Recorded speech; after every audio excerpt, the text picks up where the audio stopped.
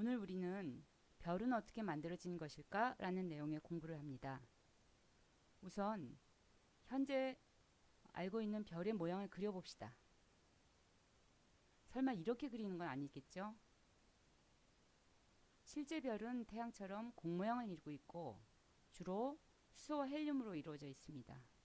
또 빛을 내죠.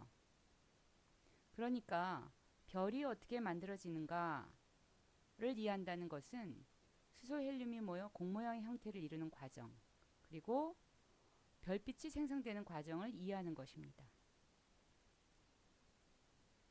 사진은 우리나라 겨울철에 잘 보이는 오리온 자리입니다. 이 오리온 자리 중에서 망원경으로 관측할 때 부연 구름처럼 퍼져 보이는 부분이 있습니다. 오리온 성운이라고 불리는 이 부분, 특히 이 밝은 부분을 더 확대하고 더 깊이 투과할 수 있는 망원경으로 관측하면 부연 영역 내에 젊은 별들이 존재하는 것을 알게 됩니다. 이런 예는 또 여러 군데에서 찾아볼 수 있는데 이 사진에서 보이는 부분은 기체나 티끌들의 밀도가 높아서 주변 별빛을 차단하기 때문에 검게 보이는 영역입니다. 이 부분을 더 투과시키면 또 역시 젊은 별들이 존재합니다. 마찬가지죠. 이로부터 별은 이런 성간 물질로부터 만들어지는군 이라는 추측을 할 수 있습니다. 별들 사이에 퍼져 있는 기체나 티끌 이런 물질들을 성간 물질이라고 합니다. 또 우주 공간에서 성간 물질이 특히 많이 모여서 구름처럼 퍼져 있는 이런 영역을 성간운이라고 합니다.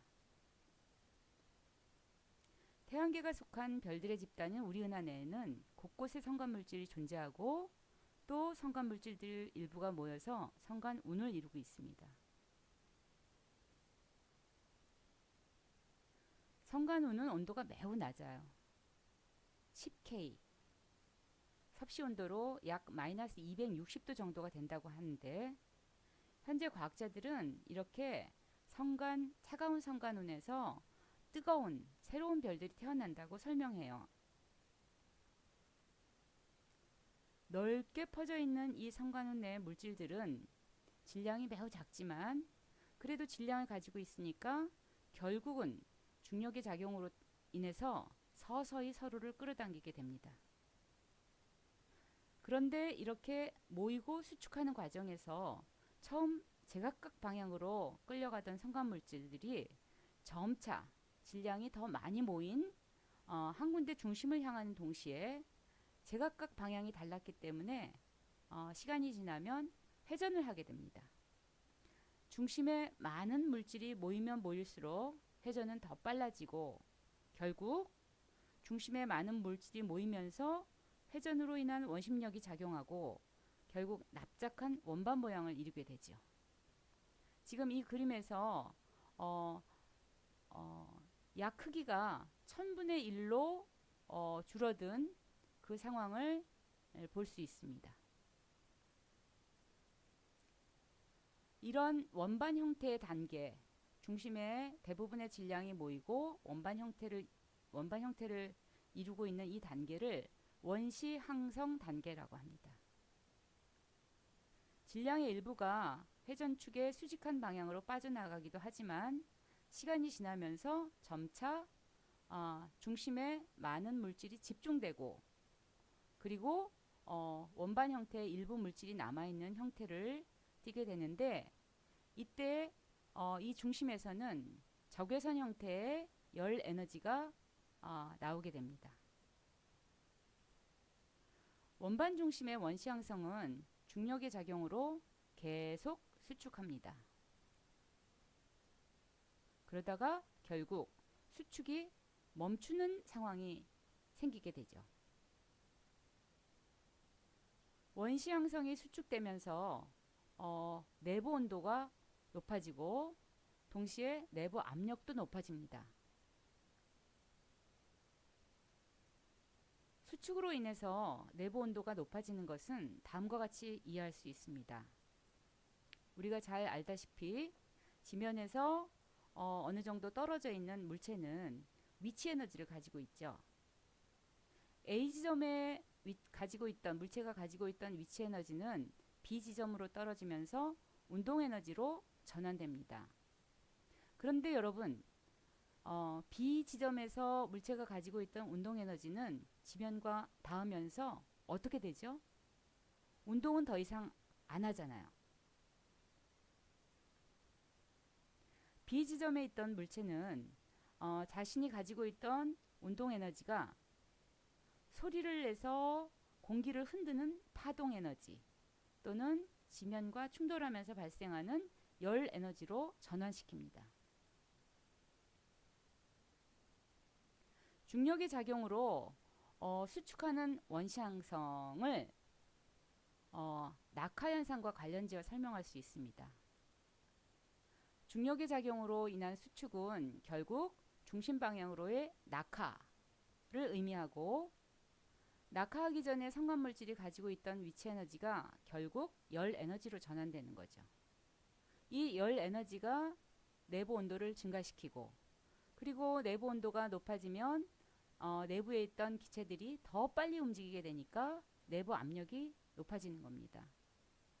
이 내부 압력은 결국 바깥쪽으로 팽창하려는 효과를 만들고 중력에 의해서 수축시키려는 그것과 저항하는 효과가 되는 거죠. 내부 온도가 점차 높아지다가 중심의 이 내부 온도가 약 1000만도 정도가 되면 갑자기 수소의 연소가 시작되면서 급격하게 에너지가 발생합니다. 이를 수소 핵융합 반응이 시작된다 라고 하는데요. 내부 압력이 커지면서 이때 팽창시키려는 압력 효과랑 그 다음에 수축시키려는 중력의 효과가 같아지면서 더 이상 별은 수축하지 않고 그리고 팽창하지 않고 크기가 일정하게 되는 이런 단계가 되는데, 이때 바로 별이 태어났다, 별의 탄생이다 라고 말할 수 있습니다. 크기가 일정하게 유지되는 이런 단계의 별을 주계열성이라고 합니다.